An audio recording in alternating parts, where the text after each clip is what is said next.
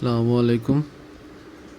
আমরা এর আগের দিন দেখছিলাম পাসপোর্টের ফর্ম পূরণ করার পর যদি ডাউনলোড করতে না পারি তাহলে আমরা কি প্রক্রিয়ার মাধ্যমে আমরা এটাকে বাদ দিয়ে নতুন করে আবেদন করতে পারি।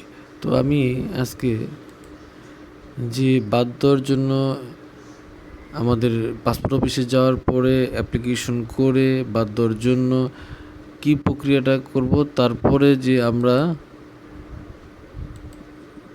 ফর্মটা পাবো সেটা এরকম দেখাবে।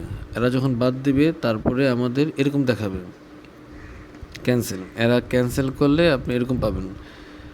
এখন আপনি এখান থেকে ডিলিট দেওয়ার পরে আপনি নতুন করে অ্যাপ্লিকেশন করতে পারবেন। তো আমি এখানে ডিলিট দিলাম, ডিলিট অ্যাপ্লিকেশন। অর্থাৎ এরা যদি আপনার এই ফাইলটাকে ক্যান্সেল না করে তাহলে আপনি নতুন করে আবেদন করতে পারতেন না। এখন তারা ক্যান্সেল করছে, যার কারণে অ্যাপ্লিকেশন ডিলিট করে নতুন করে অ্যাপ্লিকেশন করতে পারবেন।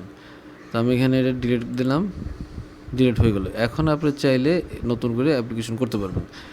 তো আমার ওই ভিডিওটার পরের অংশ এটা। আমি অ্যাপ্লাই করছি পাসপোর্ট অফিসে, যে লিখছিলাম শুধু আমি আবেদনটি এভাবে লিখছি, আবেদনটি বাতিল করার জন্য অনুরোধ করা হলো। সামারি যে প্রিন্ট, এটার উপরে আমি এটা লিখে দিয়েছিলাম। সামারি প্রিন্টটা যেটা, ওটার উপরে আমি লিখে জমা দিয়েছিলাম। এরপরে যেহেতু জমা হয়ে গেছে, তারা রিসিভ করছে ফাইলটা, তো বাদ দেওয়ার পরে আমি এরকমভাবে ফাইলটা ডিলিট করতে পারলাম। আর তারা জমা দেওয়ার প্রায় আপনার 5-6 ঘন্টার মধ্যেই আর কি তারা এই কাজটা করে দিছে।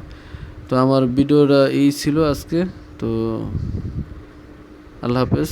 পরবর্তী ভিডিও দেখার জন্য আপনাদের ধন্যবাদ।